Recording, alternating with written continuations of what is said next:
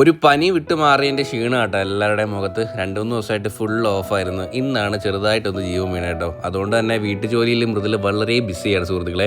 അപ്പോൾ ഞാൻ കുക്കിംഗ് ചെയ്യാമെന്ന് വിചാരിച്ചു. കുക്കിംഗ് ചെയ്യുമ്പോൾ ഏറ്റവും കൂടുതൽ ബുദ്ധിമുട്ടാണ് എല്ലാ പൊടികളും ഞാൻ അവളത്തിൽ തന്നെ ചോദിക്കും ഇതൊക്കെ എവിടെ വെച്ചിരിക്കുന്നതെന്ന്. ചില പൊടികളൊക്കെ ഈ കുപ്പിയിലിട്ടിരിക്കുന്നുണ്ട്, മണത്ത് നോക്കിയാലേ അറിയത്തുള്ളൂ കേട്ടോ.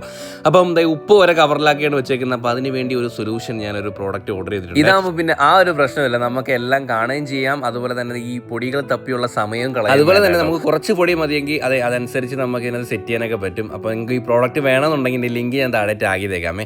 അതുമാത്രമല്ല ഇത് കിച്ചണിൽ ഇരിക്കുന്നത് കാണാനും നല്ല അടിപൊളി ഭംഗിയായിട്ടില്ലേ. നമ്മളാ ഒരു എയർ ഫ്രയർ എല്ലാം ബ്ലാക്ക് ആയതുകൊണ്ട് അതിൻ്റെ കൂടി ഇതും മാച്ചായി പോകും.